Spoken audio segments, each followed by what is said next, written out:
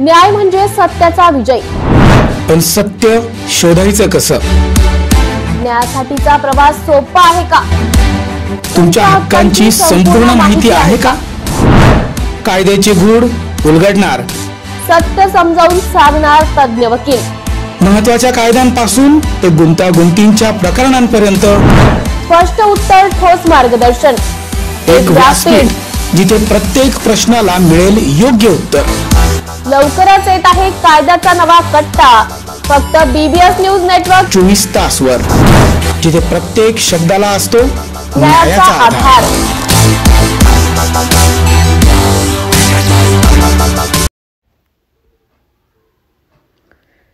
मेहत्रेंनी फक्त राजकीय अस्तित्व टिकवण्यासाठी पक्षप्रवेशाचा निर्णय घेतला आहे, सचिन कल्याण शेट्टी यांचं वक्तव्य।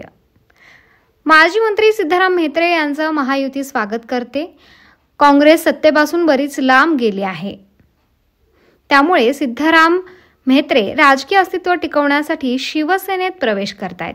शिवसेना ही हिंदुत्ववादी आहे आणि म्हेत्रेंनी हिंदुत्व विचारांचा विरोध केला आहे, त्यामुळे त्यांनी हिंदुत्व विचारसरणी स्वीकारली तर त्यांचं स्वागत। सोलापूर नाशिक स्वराज्य निवडणुकीत स्थानिक नेत्यांना तो अधिकार दिला जातो। पक्षाचा जो आदेश येईल आणि जिल्ह्यातील नेते मंडळी यांच्याशी बोलून आम्ही मार्ग काढू।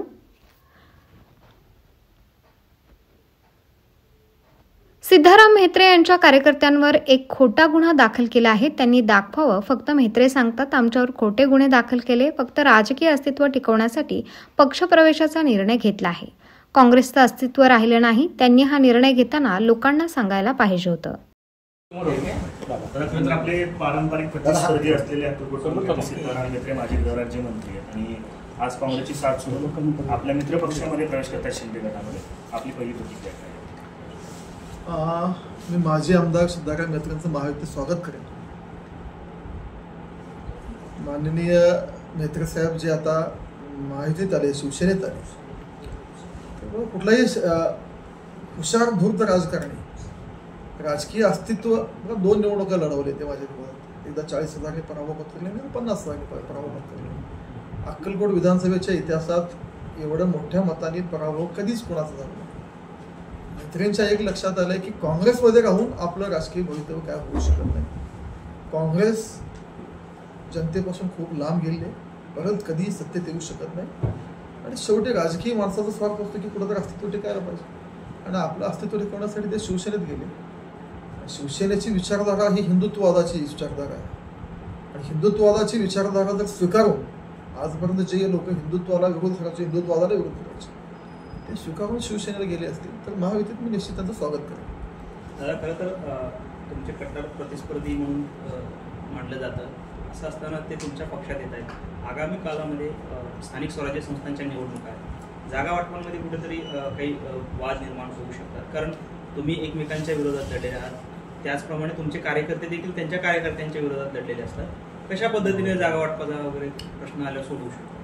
स्थानिक स्वराज्य संस्थेचा जागा वाटपाचा विषय अजून तर आला नाही आणि ह्याच्यापूर्वीचा ट्रॅडिशन परंपरा जर पाहिली तर स्थानिक स्वराज्य संस्थेच्या वेळी युतीचा अधिकार हे स्थानिक नेत्यांना दिला जातो आणि त्यावेळी पक्षाचा जे आमच्या नेतृत्वाचा आदेश येईल, जिल्ह्यातील आमचे जे नेते मंडळ, संघटनेचे जे प्रमुख लोक आहेत, ह्या सगळ्यांची चर्चा करून त्यानुसार निर्णय घेण्यात येईल। त्यांच्या पक्षप्रवेशाचं कारण विचारलं असता काँग्रेसवरती आणि कुठेही नाराज नाही, उलट तालुक्याच्या राजकारणामध्ये ज्या पद्धतीनं कार्यकर्त्यांवरती गुन्हे भाजपच्या नेत्यांकडून दाखल होत होते, त्यामुळं आम्ही पक्षप्रवेश करतो अशा पद्धतीची एक प्रतिक्रिया त्यांनी दिली। म्हणजे भाजपनं कुठेतरी त्यांच्यावरती एक गुन्हा त्यांनी दाखवा की जे चुकीच्या पद्धतीनं भाजपच्या कार्यकर्त्यांनी त्यांच्यावर नोंदवला केला, हे स्वतःच म्हणत सांगतात खोटे गुन्हे दाखल। एक गुन्हा कुठंतरी मला उदाहरण सगळं सांगा। आता ठीक आहे, बाकी त्यांचे काय काय बंद पडले, कशामुळे बंद पडले तरी ते कारण असू शकतं, ते माहिती नाही मला। कार्यकर्त्यांवर खोटे गुन्हे, शेवटी आपल्याकडे प्रशासन आहे, आपल्या इथलं पोलीस राज्यातलं देशातलं चांगल्या पोलीस सिस्टमपैकी आपलं एक पोलीस सिस्टम आहे आणि त्याच्या पलीकडे न्याय व्यवस्था आहे। त्यामुळं स्वतःचं राजकीय अस्तित्व टिकवण्यासाठी घेतलेला निर्णय हा कुठल्या तरी गोष्टीवर पांघर घालून किंवा ते दोन दाखवून असं करू नये। त्यांना स्वतःचं अस्तित्व राखण्यासाठी काँग्रेसचं प्रतिमा आता देशात मलिन झाली नाही, काँग्रेसपर्यंत बाउन्स बॅक त्याचं होऊ शकत नाही हे त्यांच्या लक्षात आल्यामुळे त्यांनी ते निर्णय घेतले। आता घेताना लोकांना काहीतरी सांगायला पाहिजे, म्हणून सांगायला लागले।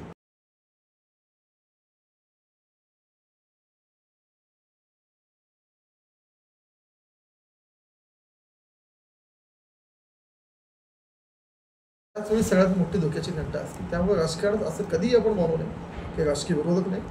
राजकीय विरोधक कायम कोणाच्या ना कोणाच्या रूपानं असतात आणि ते असायलाही पाहिजे. दादा 31 मेला सिद्धाराम म्हेत्रे प्रवेश करणार आहेत एकनाथ शिंदे. तुम्ही त्या प्रवेश समारंभाला उपस्थित राहणार, त्यांचं स्वागत. आता बघा, आता तुम्ही त्याला निमंत्रण देऊन उपयोग नाही. आता आयोजक कोण आहेत त्यांचं निमंत्रण आलं तर मी विचार करेन. पण मी 24 तारखेपासून बाहेरगावी आहे. अद्याप त्यांचं काय तसं आलं तर त्याचा विचार. एकनाथ शिंदे साहेब आमचे नेते आहेत, त्या राज्याचे उपमुख्यमंत्री आहेत, मुख्यमंत्री राहिलेले आहेत. त्यामुळे त्यांचं मला आदर आहे आणि मी त्या दिवशी गावात असेल तर नक्की त्यांच्या स्वागताला पण सांगेन. काय अडचण ते असंही म्हणाले की मी अनेक दुश्मन सिद्धराम पाटलांचा त्यांनी उल्लेख केला. उल्लेख करता त्यांच्यासोबत मी विरोधात लढलो आहे आणि सचिन कल्याणशी तर माझ्या तालमीत तयार झालेले आहेत. त्यामुळे त्यांच्यासोबत काम करताना कोणती अडचण येणार नाही असं ते केलं. सिद्धाराम म्हेत्रेच्या तालमीत मी तयार होणार कधी त्यांनी एकदा सांगा मला. माझ्या मी असताना सांगायला पाहिजे. मी देवेंद्र फडणवीसांच्या तालमीत तयार झालो. मी माझ्या पक्षाच्या तालमीत तयार झालो. मी असल्या कोणाच्या तालमीत तयार झालो नाही. माझा नेता, माझं सर्वस्व, माझी पार्टी आणि माझा नेता, बाकी कोणी नाही. खरं काही दिवसांपूर्वी प्रसंग घडला होता. शंकर म्हेत्रे जे आहेत त्यांनी एक विधान केलं होतं 2 नंबर त्यांच्या अवैध धंद्याच्या संदर्भानं. शंकर म्हेत्रे देखील प्रवेश करण्याची शक्यता, कारण ते आज व्यासपीठावरती होते. अशी लोक जे 2 नंबर अवैध धंद्याला समर्थन करतात त्यांच्या विरोधात तुम्ही लढले होता. ती लोक जर मित्रपक्षांमध्ये येणार असतील तर त्यांचा प्रवेश मित्रपक्षांमध्ये होऊ नये किंवा अशा लोकांना ज्यांना आपण विरोध करू त्यांचा होऊ नये यासाठी आपण कुठलेही प्रयत्न न करता केवळ त्यांचं स्वागत करणार. हे बघा, मी ज्यावेळी आमदार झालो, जे अवैध धंदे यांचे होते ते सगळे बंद केले. आणि आताही अवैध धंदे वाचवण्यासाठी जर त्या हेतूने हे जर महायुतीत येत असतील तर असे कुणीही महायुतीत येऊन जावं मी असा विचार नाही करणार. अक्कलकोटचे जे अवैध धंदे ह्यांचे बंद झाले होते हे सत्तेत आले काय नाही आले काय, धंद्यासाठी जर तडजोड करून येत असतील तर ते कदापि मान्य नाही होणार आणि ते चालूही केलं जाणार नाही. बाकी आमची विचारधाराशी जोडून घेतले, आमच्या सोबत आलं तर आम्ही स्वागत करू. दादा, कुठेतरी मित्रपक्षाच्या मध्ये विरोधातल्या नेत्यांना प्रवेश दिला जातोय, भाजपच्या कार्यकर्त्यांच्या कुठे भावना दुखावल्या जातात, त्याच्यामध्ये काही दुखायचं कारण नाही. आमची महायुती बळकट व्हायला लागते. ते बघा, एखादा राजकारणात होत असतं कमी जास्त थोडंसं, पण काय अडचण नाही. शेवटी महायुती, हे बघा, आमचा विरोधक काँग्रेस आहे आणि काँग्रेस संपायला लागला ह्याचा आनंद आहे. ज्या काँग्रेसच्या नेतृत्वाखाली झाडाखाली हे वाढले, काँग्रेस सोडून बाहेर पडत आहे आणि आमचे मूळ विरोधक काँग्रेस आहे. काँग्रेस सोडून जर बाहेर येत असेल तर आम्हाला अडचण नाही, आम्ही स्वागत करू. खरं ज्या पद्धतीने पक्षप्रवेश सुरू शिंदे गटामध्ये स्थानिक स्वराज्य संस्थांच्या निवडणुका हे पाहता भाजप आणि शिंदे गट हे कुठे कुठे वेगळे लढण्याची शक्यता दिसते. सगळ्या राजकारणात काहीही होऊ शकतं. त्याचं प्रेडिक्शन कधीही कसंही कुठेही करता येत नाही. त्या वेळेचा निर्णय, त्या वेळेची परिस्थिती बघून तो निर्णय घेतला जातो. आणि विशेषतः स्थानिक स्वराज्य संस्थांच्या निवडणुकीचा आजपर्यंतचा ट्रेडिशन असंच आहे की स्थानिक नेत्यांना त्याचा अधिकार दिला जातो. निवडणुकीच्या वेळी सगळे नेते म्हणून आम्ही योग्य तो निर्णय घेऊ. नाशिक महानगरपालिकेच्या सार्वजनिक आरोग्य विभागाच्या वतीने जाहीर आवाहन. गुइलेन बॅरे सिंड्रोम अर्थात GBS ला घाबरू नका, पण दक्षता घ्या. पाणी उकळून प्या. स्वच्छ आणि ताजे अन्न सेवन करा. शिजलेले व न शिजलेले अन्न एकत्रित ठेवू नका. लक्षात ठेवा, अचानक पायात किंवा हातात कमजोरी किंवा लकवा, चालताना त्रास किंवा अशक्तपणा, बऱ्याच दिवसांपासून डायरिया अशी लक्षणे आढळल्यास त्वरित डॉक्टरांचा सल्ला घ्यावा व तात्काळ उपचार सुरू करावा. सार्वजनिक आरोग्य विभाग, मनपा नाशिक द्वारे जनहितार्थ प्रसारित. पैसे जमा नाही झाले तर ठेकेदारांना ब्लॅकलिस्टमध्ये टाकणार असं खोतकरांनी धमकावलंय. संजय राऊत यांचं वक्तव्य. महाराष्ट्रातला भ्रष्टाचार कोणत्या थरापर्यंत गेलेला आहे तर तो विधिमंडळापर्यंत गेलेला आहे. देवेंद्र फडणवीस, एकनाथ शिंदे, अजित पवार यांच्या राज्यात या मंदिरापर्यंत भ्रष्टाचार पोहोचला. राज्याचे मुख्यमंत्री, विधानसभेचे अध्यक्ष या घोटाळ्याचे मुख्य समर्थक आहेत. कमिटीचे चेअरमन अर्जुन खोतकर जे ईडीला घाबरून शिंदे गटात गेले ते किती भ्रष्ट आहेत. गेल्या 3 दिवसांपासून 5 ते 5.5 कोटींची कॅश धुळ्याच्या त्या विश्रामगृहात जमा होते. सार्वजनिक बांधकाम खात्याच्या कामांमध्ये, इतर क्षेत्राच्या कामांमध्ये प्रचंड घोटाळे, कमी दर्जाची कामे झालेली आहेत. या सर्व ठेकेदारांकडून 15 कोटी जमा करण्याची जबाबदारी अंदाज समितीच्या अध्यक्षांकडे ठेकेदारांनी घेतली. त्यासाठी अध्यक्षांचे PA 102 क्रमांकाच्या खोलीमध्ये पैसे जमा करत होते. 15 कोटी रुपये अंदाज समितीच्या अध्यक्षांना देण्याचं ठरलं होतं. पुढल्या 2 दिवसात 10 कोटी जमा होणार होते. नाहीतर सर्व ठेकेदारांना ब्लॅकलिस्टमध्ये टाकून त्यांच्यावर गुन्हे दाखल करण्याची शिफारस मी करेन अशी धमकी अर्जुन खोतकर यांनी ठेकेदारांना दिली. त्यानंतर हे पैसे जमा होण्यास सुरुवात झाली. अनिल गोटे यांनी शिवसैनिकांसह विश्रामगृहावर धडक मारली. शिवसैनिक येताच हे कार्यालयातील लोक टाळ लावून पळून गेले. तपास यंत्रणांनी ही खोलीचा पंचनामा करावा, संबंधित लोकांवर कार्यवाही करावी अशी मागणी करूनही 4 ते 5 तास पोलीस आलेच नाहीत. ना अधिकारी आले आहे ना जिल्हाधिकारी आले. आमच्या दबावानंतर ही लोक आली. हे 15 कोटी रुपये शिंदे गटाच्या जालन्याच्या आमदार खोतकर यांना देण्यासाठी जमा झाले होते. खोतकरांना वाचवण्याचे प्रयत्न सुरू आहेत. त्यांच्या नावावर ही खोली होती. त्यांच्यावर गुन्हा दाखल करून हे प्रकरण ईडी आणि सीबीआयला देणं गरजेचं आहे. अंदाज समितीच्या बैठका कशा आणि कुठे झाल्या याची चौकशी झाली पाहिजे. आतापर्यंत 100 कोटी जमा झाले असते. हे एकनाथ शिंदे, फडणवीस, अजित पवार यांच्या काळातलं हे राज्य आहे. पण ही कमिटी किती भ्रष्ट आहे, किंवा या कमिटीचे चेअरमन खास करून अध्यक्ष अर्जुन खोतकर जे ईडीला घाबरून शिंदे गटात गेले, आमच्याकडेच होते. निष्ठेच्या आणाभाका फार खायचे. एकनाथ शिंदेला पळून गेला होते उंदीर म्हणणारे हेच गृहस्थ बरं का. उंदीर आणाभाका निष्ठेच्या घेणारे हे जेव्हा गेले, ईडीला घाबरून गेले. ईडीची कारवाई होते त्यांच्या एका कारखान्यावर. त्यांना अंदाज समितीचं अध्यक्षपद दिलं ते यासाठीच दिलं. काल धुळ्याच्या 102 नंबरच्या विश्रामगृहात त्या खोलीमध्ये 5 ते 5.5 कोटी रुपयाची कॅश गेल्या 3 दिवसापासून जमा झाली. ही अंदाज समिती, त्याचे अध्यक्ष हे धुळ्याच्या दौऱ्यावर होते अशा प्रकारच्या कामांच्या तपासणीसाठी.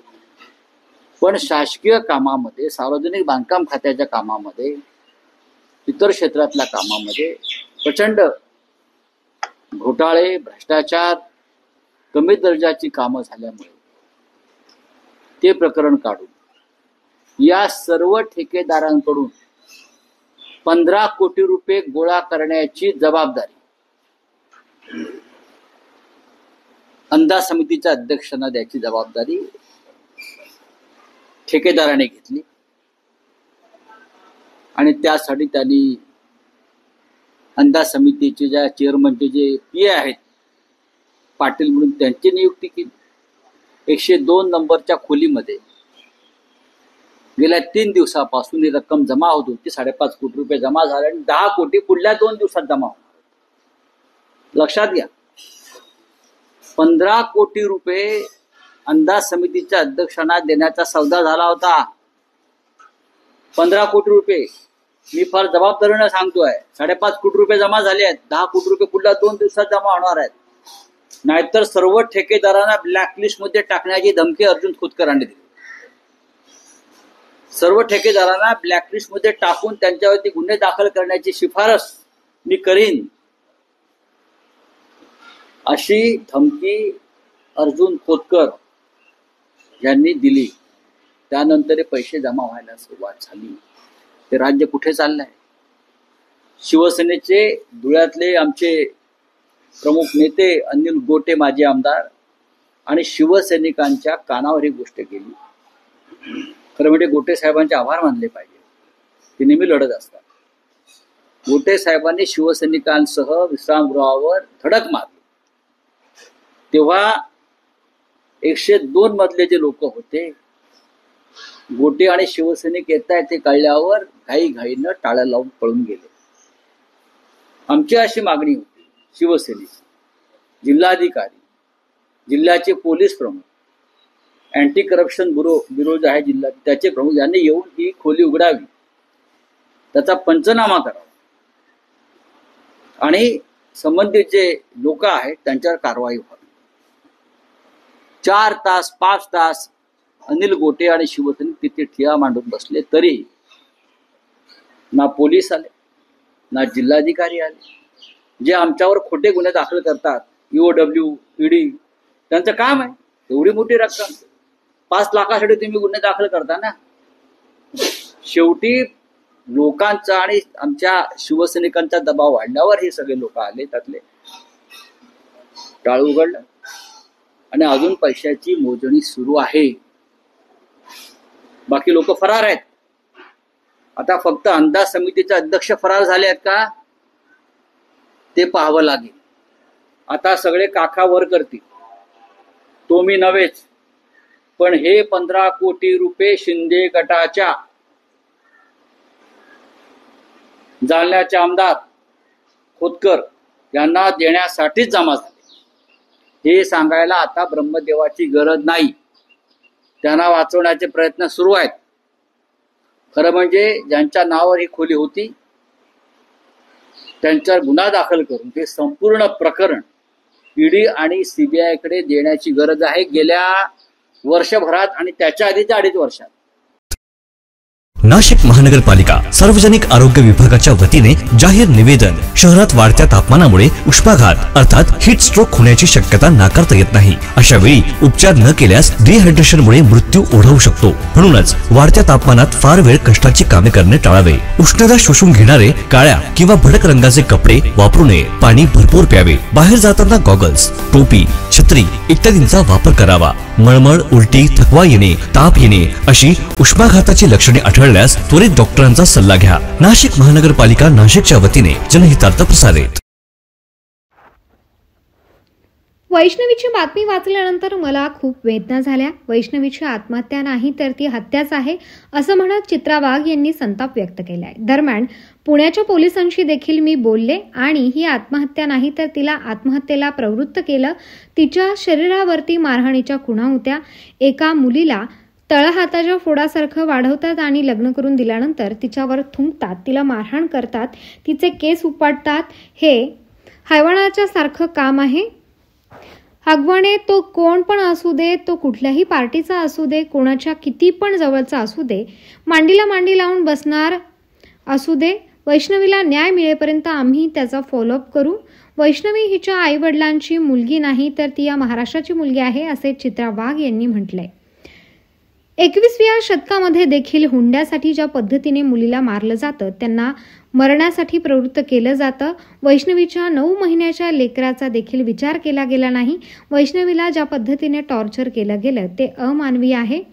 पुणे पोलिसांनी वैष्णवीचा नवरा आणि तिच्या कुटुंबियांना अटक केली आहे. सासरा आणि एक मुलगा फरार आहे. ते देखील पकडले जातील. कोणालाही सोडलं जाणार नाही. हे देवेंद्र फडणवीस यांचं राज्य आहे. हे महायुतीचं सरकार आहे. कोणी कितीही जवळचा असला तरी देवाभाऊ कोणालाही सोडणार नाहीत. वैष्णवीचा बदला आम्ही घेतल्याशिवाय राहणार नाही. सोनं चांदी गाडी मागण्यात आली. वैष्णवीच्या आईने सांगितल्याप्रमाणे पोरीला त्रास होत असेल तात्काळ ॲक्शन घेतली पाहिजे. या हैवानांना राक्षसांना शिक्षा झाल्याशिवाय आम्ही शांत बसणार नाही असं चित्रा वाघ म्हणाले आहेत. मी अतिशय जबाबदारीने सांगते. नंतर आता एक वेगळं प्रकरण आलेलं आहे. राष्ट्रवादीची अजितदादा खूप मला म्हणजे ते बातमी वाचल्यावर प्रचंड वेदना झाल्या की वैष्णवीचा कशा पद्धतीने आत्महत्या नाही तर ती हत्याच आहे. तिच्या आईवडिलांच्या तिचे संपूर्ण बाईट मी आज ऐकले. कालही बातम्या चालल्या होत्या त्यातनं माहिती घेतली. पुण्याच्या पोलिसांशी मी त्या ठिकाणी बोलले आणि ही आत्महत्या नाही तर तिला आत्महत्येला प्रवृत्त केलं आहे. ज्या पद्धतीने तिच्या शरीरावरती खुणा होत्या मारायच्या तिचे वडील आणि आई सांगत असताना अक्षरशः हृदय असं पिळवटून निघत होतं. डोळ्यातनं पाणी येत होतं की एका मुलीला तळहाताच्या फोडासारखं वाढवतात आणि लग्न करून दिल्यानंतर तिच्यावर थुकतात, तिला मारहाण करतात, तिचे केस उपटतात. अरे माणसं आहेत का हैवान आहेत ही? मी तुम्हाला या ठिकाणी अतिशय जबाबदारीने सांगते. तो काय नाव त्याचं ते हगवणे, तो कोण पण असू दे, कुठल्या पण पार्टीचा असू दे, कोणाच्या किती पण जवळचा असू दे, पार मांडीला मांडी लावून बसणारा असू दे, तरी त्याला शिक्षा झाल्याशिवाय राहणार नाही. वैष्णवीला न्याय मिळेपर्यंत आम्ही त्याचा फॉलोअप करू. वैष्णवी ही फक्त तिच्या आईवडिलांचं आडनाव बहुतेक कसपटे आहे. त्यांची मुलगी नाही तर ही या महाराष्ट्राची मुलगी आहे. आजसुद्धा 21व्या शतकामध्ये हुंड्यासाठी ज्या पद्धतीने मुलींना मारलं जातं आहे, त्यांना मरण्यासाठी प्रवृत्त केलं जातं आहे. अरे तिच्या 9 महिन्याच्या लेकराचा पण कोणी विचार केला नाही. आणि त्या बाईला म्हणजे तिला ज्या पद्धतीने टॉर्चर केलं गेलं ते अतिशय अमानवीय आहे. पुणे पोलिसांशी मी बोलली आहे, DCPंशी तिथल्या, आणि त्यांनी मला सांगितलं की मुलगा स्वतः म्हणजे तिचा नवरा, वैष्णवीचा नवरा, वैष्णवीची सासू, वैष्णवीची नणंद यांना अटक केलेली आहे. तिचा सासरा म्हणजे राजेंद्र हगवणे आणि त्याचा दुसरा एक मुलगा सुशांत बहुतेक नाव आहे हगवणे, हे दोघं फरार आहे. पण मी तुम्हाला विश्वासाने आणि जबाबदारीने सांगते, लवकरच ते पकडले जातील. कुठल्याही पद्धतीची क्षमा होणार नाही. कितीही जवळचा असू दे, त्याला क्षमा नाही. हे देवेंद्र फडणवीसांचं राज्य आहे, हे महायुतीचं सरकार आहे आणि आमचा देवाभाऊ हा असल्या नराधमांना, कोणी कितीही जवळचा असला, मी पुन्हा जबाबदारीने सांगते, पार मांडीला मांडी लावून बसणारा असला तरी त्याला सोडणार नाही. आणि वैष्णवीचा जो हा बदला आहे तो घेतल्याशिवाय आम्ही राहणार नाही. आज आमच्या एका मुलीसोबत असं झालं आहे, राज्यातल्या आईवडिलांनाही मला कळकळून सांगायचं आहे, अरे हे हैवान लोक आहेत. आपल्याला पहिल्याच वेळेला कळलं कशा पद्धतीने सोन्याच्या गौरी मागितल्या, चांदीच्या गौरी मागितल्या, मग चांदीची भांडी मागितली, मग आता फॉर्च्युनर गाडी, त्याच्यावर 51 तोळे सोनं. अरे काय चाललं आहे? आपण सुद्धा आपल्या मुलींना स्वतःच्या पायावर उभं करतोय. हे असल्या लांडग्यांना कशासाठी पोरी द्यायच्या? आणि ती येऊन सांगत होती प्रत्येक वेळेला, म्हणजे तिच्या बाबांचं मी बघितलं की मी बोलू नाही शकलो. 1.5 वर्ष त्यांनी घरातही कोणाला सांगितलं नाही. पण बरोबर आहे की आपली एक इज्जत आहे बाबा, काय होईल आपल्या मुलीसोबत असं होतं आहे हे सुद्धा आहे. तरी मला सगळ्यांना सांगायचं आहे, तिच्या आईने सांगितलेला सल्ला मला खूप आवडला. आपल्या मुली ज्या बोलतात ते तुम्ही ऐका. पालक म्हणून आपण ऐकलं पाहिजे. पोरीला त्रास होतोय, तात्काळ त्याच्यावरती काहीतरी ॲक्शन घेतली पाहिजे. पण या हैवानांना, या राक्षसांना, या हरामखोरांना शिक्षा झाल्याशिवाय आम्ही सुद्धा शांत बसणार नाही. वडेट्टीवार नेहमी सैनिकांच्या शौर्यावर, अहो या वडेट्टीवार आणि विरोधक यांना देशद्रोहाचा रोग जडलाय का, हा मोठा प्रश्न मला पडलाय. आज संपूर्ण जग भारतासोबत उभं आहे. संपूर्ण देशामध्ये तुम्ही बघितलं की कशा पद्धतीने आपल्या सैनिकांचं मनोबल वाढवण्याचं काम होत आहे. तिरंगा यात्रा निघतायत, सिंदूर यात्रा निघतायत आणि त्याच्यामध्ये लाखो लोक सहभागी होत आहेत. असं असताना किती मारले, कुठे पडले. मला तर मोदीजींना आणि देवेंजींनाही सांगायचं आहे की मुख्यमंत्री महोदय आणि प्रधानमंत्री महोदय, या सगळ्या वाचाळवीरांना एका गाडीत भरा आणि यांना एकदा बॉर्डरवर सोडून या. म्हणजे हे अशा पद्धतीने बोलतायत जसे पाकिस्तानची सुपारी यांनी घेतली आहे. हे असे बोलतायत जसे हे पाकिस्तानचे प्रवक्ते आहेत. अहो त्या पाकिस्तानच्या मीडियामध्ये विजय वडेट्टीवारांची व्हिडिओ क्लिप वाजवली जाते. मला तर या विजय वडेट्टीवारांचं पाकिस्तानबरोबर काय कनेक्शन आहे का याची चौकशी झाली पाहिजे, ही माझी मागणी सरकारकडे आहे.